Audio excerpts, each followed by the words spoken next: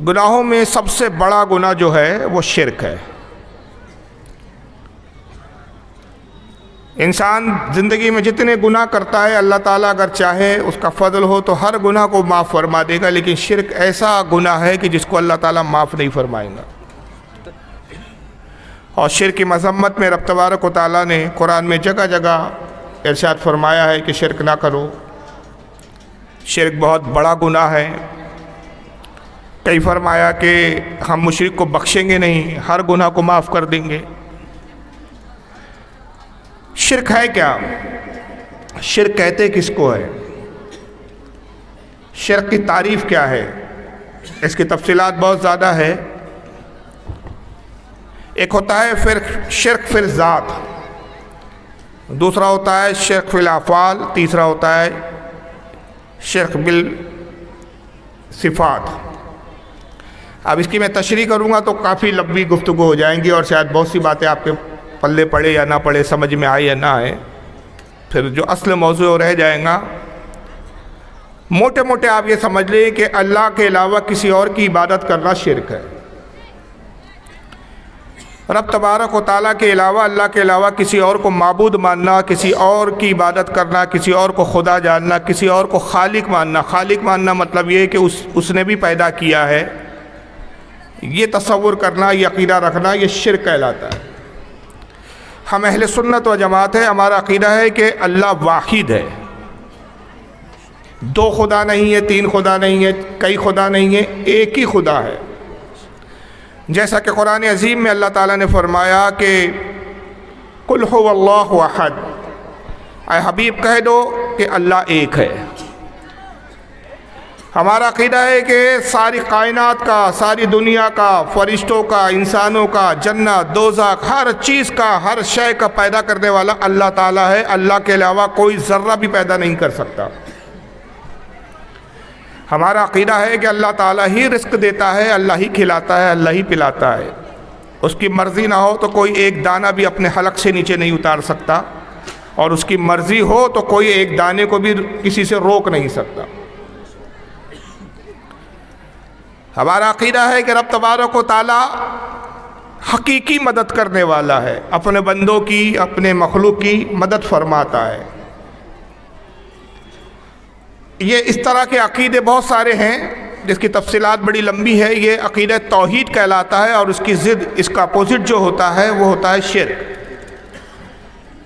अगर कोई कहे कि खुदा एक नहीं, दो है, तीन है, तो वो मुशरिक है, इस्लाम से खारिज है, उसकी कोई इबादत कबूल नहीं, कोई अच्छा अमल उसका कबूल नहीं।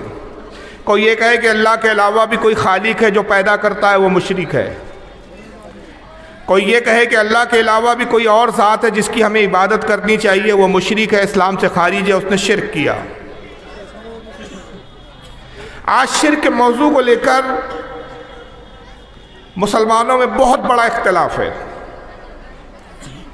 दो ग्रुप बड़े मुसलमानों में हो चुके हैं। एक हम अहले सुन्नत व जमात है जो अपने आप को अहले सुन्नत कहते हैं, और अहले सुन्नत इसलिए कहते हैं कि हम नबी के बताए हुए, नबी के किए हुए तरीके पर चलते हैं। फिर हमारे मुखालिफिन में जो एक तबके हैं, मुख्तलिफ नाम है उनके, मैं नाम देना नहीं चाहता, बस एक जुमला काफ़ी कि हमारे मुखालिफिन हैं, उनके कुछ अलग अकीदे हैं।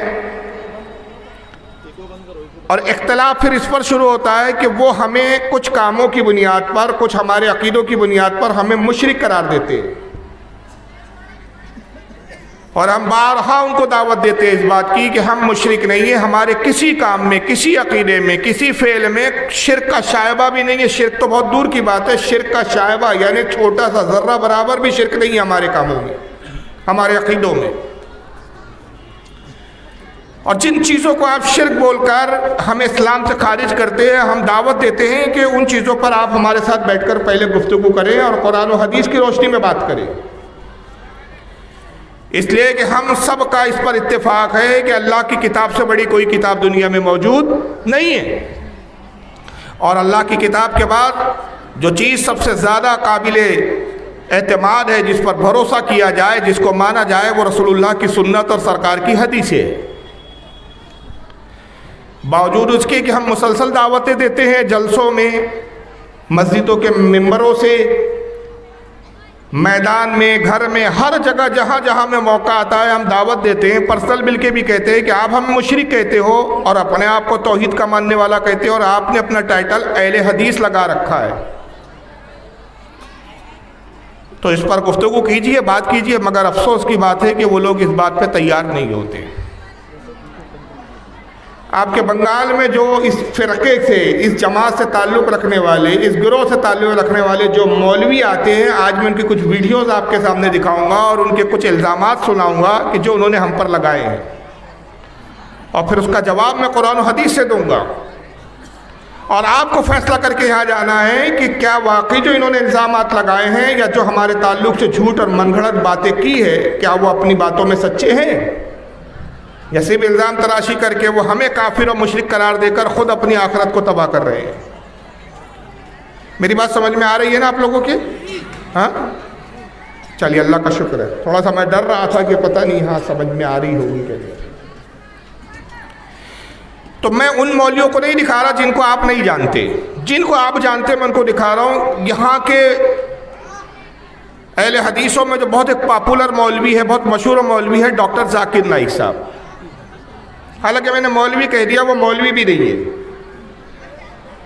ये एक अलग बात है कि वो कोट और टाई पहनते हैं, नाम के आगे डॉक्टर लिखा होता है तो लोग समझते हैं कि डॉक्टर है, कोट और टाई पहनते हैं तो बहुत अक्लमंद है, बहुत इल्म की बात करते हैं। लेकिन वो हम जानते हैं क्योंकि हम उसी दरिया के गोताखोर है जिस दरिया में वो तैरना चाहते हैं लेकिन तैरना उनको आता नहीं है। क्या बात है। हम उसी दरिया के गोताखोर है, हमें पता है कि ये तैराकी जानते नहीं है, कौम को उल्लू और बेवकूफ़ बना रहे हैं। और भोली भाली कौम उनके कोट और टाई को देखकर, उनकी डॉक्टरी को देखकर, डिग्री को देखकर समझती है कि बहुत बड़े आलिम है, बहुत बड़े कुरान के स्कॉलर हैं। लेकिन बाखुदा कुरान के बारे में वो कुरान की ABCD भी नहीं जानते। बारहा हमने बॉम्बे जाकर उनके घरों के सामने मैंने स्टेज लगाए, वो तकरीर इंटरनेट पर मौजूद है।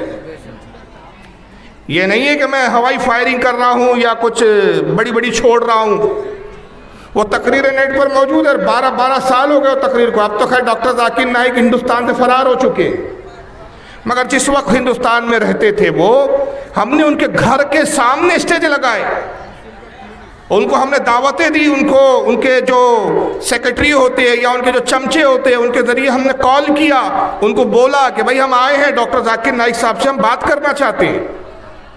वो कौम को क्यों गुमराह करते हैं? सऊदीया की लाखों और करोड़ों की रियालों की बुनियाद पर मजमा जमा करके कोट और टाई पहनकर बात करने से कोई आलिम नहीं बन जाता। याद रखिए, किसी गधे को अगर आप कोट और टाई पहना दो तो गधा इंसान नहीं बन जाता, गधा गधा ही होता है। शेख सादी रहमतुल्लाह अलैह फरमाते हैं कि आदमी जब तक बोलता नहीं है ऐबो हुनर खुलते नहीं है। एक रिक्शा चलाने वाला आदमी हो, एक अनपढ़ गवार आदमी हो, उसको आप कोट और टाई पहना दे और बिठा दे तो आप देख के समझेंगे बहुत अक्लमंद आदमी, बहुत काबिल आदमी है। ठीक है, जब तक चुप बैठे हैं तो काबिल दिख रहे हैं, लिबास से काबिल दिख रहे हैं, मगर जैसी जबान खोलेंगे समझ में आ जाएगा गवार आदमी है, जाहिल आदमी है। मगर एक पढ़ा लिखा आदमी हो, एक काबिल आदमी हो, सादा सा लिबास पहने हुए, सादा सा कुर्ता पहने हुए हैं, खामोश बैठा हुआ है, तो उसकी खामोशी से ये मत समझिए कि वो जाहिल है। जब वो बोलता है तो बोलने के बाद ही समझ में आ जाता है कि अल्लाह ने इसको कितना इल्म दिया है, कितना बावकार और कितना ज़बरदस्त आदमी है। तो आदमी जब तक बोलता नहीं है ऐबो हुनर खुलते नहीं है। डॉक्टर जाकिर नाइक ने जब जब बोला, हमारे उलमा ने और हमने उनकी बातों को गिरफ्त की, पकड़ा, और हमने कहा कि तुम लिबास तो तुमने पढ़े लिखों का इख्तियार किया, मगर तुम्हारी बोली बिल्कुल जाहिलों की बोली है। तुम इस्लाम के तर्जुमान नहीं हो, बल्कि इस्लाम के नाम पे तुम फूट डाल रहे हो, मुसलमानों को तोड़ना चाहते हो। और जो मुसलमान अपने रब के मानने वाले, एक रब की इबादत करने वाले, एक रब को मानने वाले, एक रब को पूछने वाले, तुम उनको खामोखा इस्लाम से खारिज करके मुशरिक बताकर तुम खुद अपनी आखिरत तबाह कर रहे हो और अपने साथ कई लोगों को जहन्नम में ले जाने का सामान फराम कर रहे हो। लेकिन अफसोस की बात कि मुसलसल इतने दावे के बाद, हमारे इतने समझाने के बाद, इतने चैलेंजेस के बाद जाकिर नाइक कभी हमारे साथ बैठने के लिए तैयार नहीं हुए। चलिए, जाकिर नाइक तो अब चले गए हिंदुस्तान छोड़ के। दूसरे नंबर पे एक और मौलवी आते हैं, मौलाना जर्जिस साहब। 12 साल हमने उनका ताक़ुब किया, उनका पीछा किया। हमारे नौजवानों ने स्टेजों पर पकड़ा उनसे और कहा, फारूक रज़वी के जो मुतालबे उसको पूरा कब करोगे? हमने ये तक कहा, बारहा वो इंटरनेट पे तकरीरें मौजूद है और जो नौजवान मेरी तकरीरें सुनते हैं वो बाखूबी जानते हैं कि एक एक लफ्ज़ सच्चाई पर मबनी है। मैंने बारहा कहा कि जिस वक्त आप मुनाजरे के लिए तैयार हो जाएंगे, जिस वक्त आप गुफ्तगू के लिए तैयार हो जाएंगे, हम आपको कहीं बुलाना नहीं चाहते, हम खुद आपके घर पर अपने खर्चे और अपने किराए पर आ जाएंगे। मगर बात तो कीजिए आप। मगर वो 13 साल के लिए जेल चले गए, लेकिन सामने बैठने की उनको तौफीक नहीं हुई। तीसरे एक मौलाना महराज रब्बानी भी है, किसी ज़माने में हिंदुस्तान में रहते थे। ये सब इसी जमात, इसी फ़िरक़े के लोग हैं। ये सऊदिया की रियालों के चक्कर में हिंदुस्तान छोड़ के सऊदिया चले गए और वहाँ से रहते अरब में उर्दू में हमारे ख़िलाफ़ तकरीरें करते हैं। जब जब ये हिंदुस्तान आए, हैदराबाद आए, हैदराबाद के लोगों ने इनको पकड़ा, इनके मस्जिद में जाकर इनका घेराव किया और कहा कि जब आए हो तो बात करके जाओ। लेकिन ये बड़ी मुश्किल से जलसा छोड़कर भाग गए, लेकिन ये बैठने के लिए तैयार नहीं हुए। एक मौलवी तौसीफुर रहमान साहब है, वो भी सऊदिया में रहते हैं। वो तो खैर इंडिया में कभी आए नहीं, चलिए इंडिया में नहीं आए, लेकिन जो बातों का हमने आपको जवाब दिया उसका भी जवाब नहीं देते, मुंह में दही जमाए हुए हैं ये लोग। तो ये एक अजीब फ़िरका है कि सामने आते भी नहीं, सांप छुपते भी नहीं। अजब पर्दा है कि चिलमन से लगे बैठे और सिर्फ कौम को गुमराह करना चाहते हैं। याद रखिए, रसूलुल्लाह सल्लल्लाहु अलैहि वसल्लम ने जिस अकीदे पर छोड़ा था अपने सहाबा को, वो अकीदा जो सहाबा ने हमें तक पहुंचाया, वो अकीदे पर अगर इस ज़माने में कोई जमात कायम है तो वह अहले सुन्नत व जमात है, जिसको इस ज़माने में मसलक के आला हजरत के मानने और चाहने वालों की जमात कहा जाता है। लेकिन बहरहाल इनके इल्ज़ामात क्या है हमारे ऊपर। सबसे पहले मैं आपके सामने डॉक्टर जाकिर नाइक को सुनाता हूँ कि उन्होंने हम पर अल्लाह के अलावा किसी और की इबादत का इल्ज़ाम लगाया, हम पे शिर्क का फतवा डाक दिया। ज़रा सुनिए डॉक्टर जाकिर नाइक साहब को। मज़ाक को पूजना गलत है, हराम है। मैं जानता हूँ कि कई ये वीडियो का इको बिल्कुल ख़त्म कर दो। ये वीडियो इसका जो है ना, इसका बिल्कुल ख़त्म कर दो। ये आवाज़ समझ में नहीं आएगी, सुनिए। मज़ाक को पूजना गलत है, हराम है। मैं जानता हूँ कि कई मुसलमान अनजाने में इनकी कमजोरी के वजह से वो मज़ाक पे जाते हैं। और मेरा ये कहना है कि वो का कल्चर जो है, ये कल्चर हमारे जिंदगी में आ जाता है और हमारे बाप दादा पहले कहीं ना कहीं हिंदू होंगे, तो हमारे बाप दादा ज्यादा दिन होंगे तो अभी जा रहे हैं भगवान में आपसे जा रहे हैं। जाकिर नाइक साहब के अल्फाज सुन लिया आपने, मैं दोहरा देता हूँ, नहीं समझ में आए होंगे। कहते मज़ार को पूजना गलत है। मज़ार किसे कहा जाता है? जब किसी वली का, किसी के अल्लाह के महबूब बंदे का इंतकाल हो जाता है, उसकी जो कब्र बनाई जाती है उसको हम अदब में कहते हैं मज़ार। और कोई आम बंदा, आम मुसलमान मर जाए तो हम उसको क्या कहते हैं? कब्र। लेकिन वली की हो, नबी की हो तो हम कहते हैं मज़ार। और 1400 साल से तरीका चला आ रहा है कि जब कोई अल्लाह का वली इंतकाल करता है, अल्लाह का महबूब इंतकाल करता है, ऐसा शख्स जिसने अल्लाह के दीन की खिदमत की हो, मुसलमानों की खिदमत की हो, मुसलमानों को फ़ायदा पहुँचाया हो, जब वो अल्लाह का वली मान लिया जाता है, उसका इंतकाल होता है, उसकी मज़ार बनाई जाती है, तो लोग फ्यूज़ व बरक़ात के लिए, फैज़ के लिए उसकी मज़ार पर हाजिर होते हैं। इसलिए हाजिर होते हैं कि भाई इन्होंने एहसान किया, इनके ज़रिए हम तक ईमान आया, हुजूर की बातें आई, तो हम जाएँ वहाँ कुछ फातिहा पढ़े, उनसे उनके लिए साले सवाब करें और उनसे उनके वसीले से अल्लाह की बारगाह में दुआ करें। गरीब नवाज की बारगाह में हम लोग जाते हैं, क्यों जाते हैं? कि गरीब नवाज ने इस्लाम हमारे आबा और अजदाद तक पहुँचाया। सरकार गरीब नवाज ने अगर हमारे बाप दादाओं तक इस्लाम न पहुँचाया होता तो आज हम भी पत्थरों को पूज रहे होते। ये एहसान है गरीब नवाज का, उस एहसान का बदला ये है, उस एहसान का इजहार ये है कि हम गरीब नवाज की बारगाह पे जाते। लेकिन डॉक्टर जाकिर नाइक साहब ने क्या फतवा दिया कि मैं जानता हूँ मज़ार को पूजना गलत है। यानी मज़ार पर जाना, अदब से खड़े होना, मज़ार को चूम लेना, मोहब्बत में चूमना, मज़ार पे फूल चढ़ाना, ये उसको पूजा समझते हैं। और पूजा समझ के कहते हैं कि मज़ार को पूजना गलत है, जबकि खुदा की कसम कोई सुन्नी किसी मज़ार को पूजता ही नहीं है। हम मज़ार को पूजते नहीं है, बाज़ औक़ात मोहब्बत में चूम लेते हैं। चूमना और है और पूजना और है, दोनों में फ़र्क है। चूमने को पूजना नहीं कहा जाता, हालांकि इस पर उलमा का इख्तलाफ है। बाज़ उलमा कहते हैं कि अदब यह है कि ना चूमा जाए, बाज़ उलमा कहते हैं कि मोहब्बत का गलबा हो तो चूम सकते हैं, मगर किसी ने शिरक नहीं कहा आज तक, किसी ने हराम नहीं कहा, खिलाफ औला कहा। खिलाफ औला कहते हैं कि बेहतर नहीं है, परहेज करें, कुछ ने एहतियात की, कुछ ने कहा चूम सकते हैं, मगर किसी ने ये नहीं कहा कि अगर किसी ने मज़ार को चूम लिया तो वो शिरक हो गया, इस्लाम से वो खारिजी हो गया। ये पहले शख्स है डॉक्टर जाकिर नाइक जो कह रहे हैं कि मज़ार को चूमने को पूजना बोलते हैं और कहते हैं ये हराम है। फिर कहते हैं कि मैं जानता हूँ कि हमारे जो बाप दादा थे वो पहले जाते थे मंदिर। कहाँ जाते थे? मंदिर। अब जा रहे हैं मज़ार। आहिस्ता आहिस्ता तब्दीली आ रही है, यानी मज़ार डॉक्टर जाकिर नाइक के नज़दीक क्या है? मंदिरों की तरह है। अल्लाह के वलियों की कब्रें जो है वो मंदिरों की तरह है, हालांकि मंदिर कुछ और होते हैं, मज़ार कुछ और होते हैं। मंदिर में फ़र्ज़ी माबूद बनाए जाते हैं, मज़ार में एक हस्ती मौजूद होती है जिसका वजूद होता है। मंदिर में जिसको माना जाता है, जिसको पूजा जाता है, उसका कोई वजूद नहीं होता, एक फ़र्ज़ी किरदार है वो, एक ज़हन में तराशा हुआ एक माबूद है जिसकी लोग इबादत करते हैं।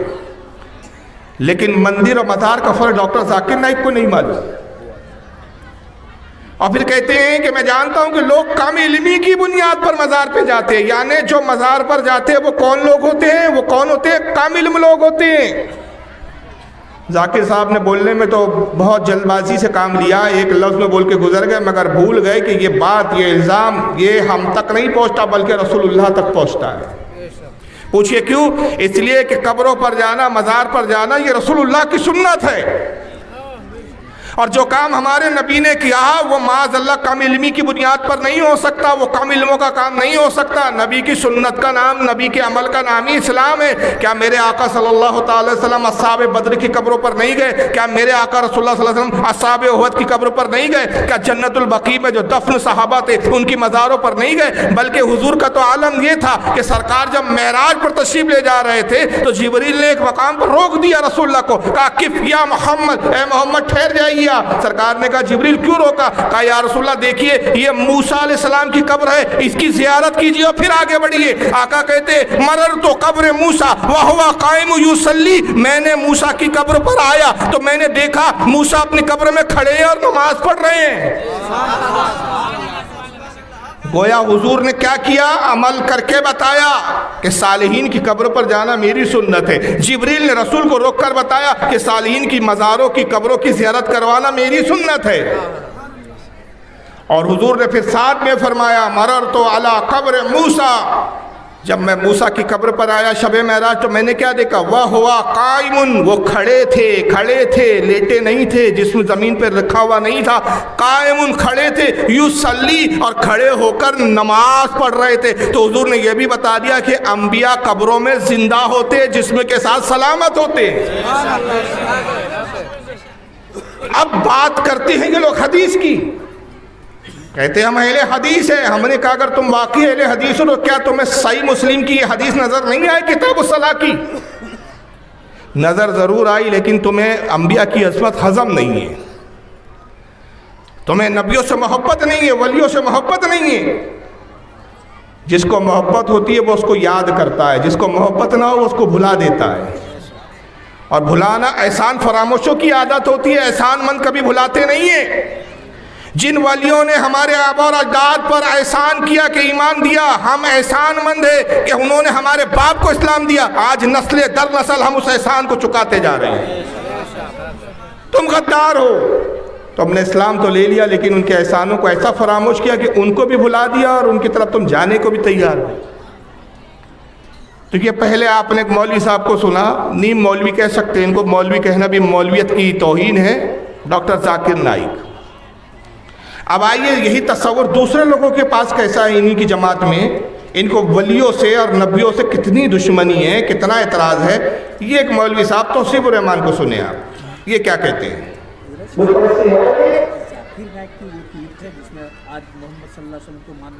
हाँ हाँ आएंगे जी सुनिए। इनकी आवाज़ समझ में आ रही है ना वीडियो वाली? आ रही है ना आपको? हाँ सुनिए। मुझ पर से है नहीं रहने वाली जो बाहर पाए में मतलब के वो किसको पूछते हैं? खड़े को। और हम किसको पूछते हैं? पड़े को। वो खड़े की पूजा करते हैं, हम लंबे पड़े की पूजा करते हैं। वो इसको देवता कहते हैं, हम इसको दाता कहते हैं। वो इसके ऊपर मंदिर बनाते हैं, हम इसके ऊपर दरगाह बनाते हैं। वो इसमें चादर चढ़ाते हैं, हम इसमें चादर चढ़ाते हैं। वो इसको रानी करने के लिए भजन गाते हैं और हम इसको रानी करने के लिए कवाली पीटते हैं। खाकर लगेगा तो कौन देगा? तौसीफ रहमान साहब कहते हैं कि बुत पूजा हो रही है कि नहीं हो रही है। इब्तिदा यहां से थी उनकी। पहला जुमला उनकी जबान से निकला, बुत की पूजा हो रही है कि नहीं। बुत को, पत्थरों को पूज रही नहीं कि मगर पूजने वाले, पूजे जाने वाले दो टाइप के पत्थर है। वो कहते हैं एक है मंदिर में और एक है दरगाहों पे, मज़ारों पर। यानी माज़ अल्लाह, अल्लाह के वलियों की मज़ारें इनको बुत नज़र आती है। और कसूर इनका नहीं है, ये हमें तो कहते हैं कि आप मुक़ल्लिद हो इमाम अबू हनीफ़ा के रज़ियल्लाहु ताला अन्हु। हम किसी की तकलीद नहीं करते, हम तो डायरेक्ट कुरान और हदीस मानते हैं। बोलने में अच्छा लगता है, अमल कौड़ी भर का इनका नहीं है, झूठे हैं ये लोग। मैं बताऊं ये किसकी तकलीद करते हैं? ये मोहम्मद इब्न अब्दुल वहाब नजदी की तकलीद करते हैं। इनके मोहम्मद इब्न अब्दुल वहाब नजदी ने किताब लिखी, किताब का नाम है किताबुत तौहीद। और ये पहला शख्स है जिसने लिखा कि मोहम्मद के रोज़े को देखना बुत को देखने की तरह है। माज़अल्लाह हुजूर की कब्र को उसने बुत कहा और आज तक उसके सारी ज़ुर्रियत, उसकी नस्लें जो है उसी बात को निभाते आ रही है कि बुजुर्गों की कब्रें, नबियों की कब्रें इनको बुत खाने नजर आती है, मंदी नजर आती है। तो बुत पूजा हो रही है कि नहीं हो रही है? एक मंदिर में है जो बुत पूजे जा रहे हैं, एक दरगाह में। फर्क यह है कि एक खड़ा है और एक पड़ा है। खड़े और पड़े का फर्क है। फर्क ये है कि वो अपने बातिल माबूद को, पत्थर के भगवान को राजी करने के लिए भजन गाते हैं। भजन को भज्जन बोल रहे थे, उनकी लैंग्वेज ठीक नहीं थी। शायद उर्दू से भी खिसिस्ता, कैसे आलिम बने पता नहीं। बहरहाल चलिए, भज्जन बोला उन्होंने, भज्जन गाते हैं। और हम उसे बुजुर्ग को, उस पड़े हुए को राजी करने के लिए कव्वाली पीटते हैं। वो उसको देवता कहते हैं, हम इनको दाता कहते हैं।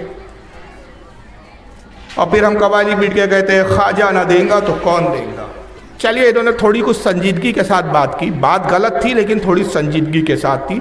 एक बेहुदा अंदाज में बेहुदा आदमी को सुनिए, इसी बात को उसने थोड़ा बेहुदगी के साथ कहा। ये मौलवी, क्योंकि बेचारा खुद ही बेहुदा है और बेहुदगी की सज़ा भुगत रहा है। नाम मौलाना जर्जी से इनका, सुन लीजिए।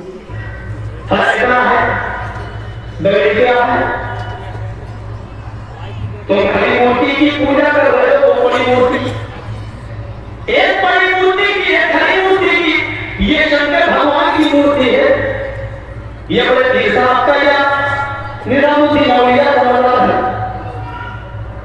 या मदरसा का मज़ार है। ये खड़ी मूर्ति है, ये पड़ी है। जो काम इससे हो रहा है, काम को इससे भी हो रहा है, मुझे बता दो। हिंदू चुनरी चढ़ाए मूर्ति पे तो काफिर, तुम चादर चढ़ाओ तो पक्के मुसलमान, वो हार डाले तो काफिर, तुम फूल बरसाओ तो पक्के मुसलमान। ये कोई चीज खाने की मूर्ति पे चढ़ाए तो कहे प्रसाद, प्रसाद खाना है। यहाँ पर कोई चीज चढ़ाई है उसको कहो ताल्लुक है, और ये खाना पड़ा हुआ है। हिंदू मूर्ति धोकर उसका पानी पिए, ये गंगा जल से ज्यादा पाप पवित्र है, इससे बीमारियां सही हो जाती है। मुसलमान उसके मौके पर सब धोकर पानी उसके बोतलों में भरे होते हैं, इसके आगे तो जमजम की झील है। तो ये पक्का मुसलमान, जो काम इससे हो रहा है वही काम तो इससे हो रहा है। और आज मैं खबर नहीं गाती नहीं हूँ, मैं आज बताती हूँ, मैं खबर नहीं गाती नहीं हूँ, मैं आज बताती हूँ, मैं ये पता नहीं चल जाता हूँ। मेरे प्यारे साथियों, अल्लाह की कसम, अगर भारत के और पाकिस्तान के, हिंदुस्तान और पाकिस्तान के, हिंदुस्तान के ये 20 करोड़ मुसलमान और पाकिस्तान का 15 करोड़ 10 करोड़ मुसलमान, अगर ये चादर चढ़ाने के बाद, चुनरी चढ़ाने के बाद, पलस्तान उठाने के बाद,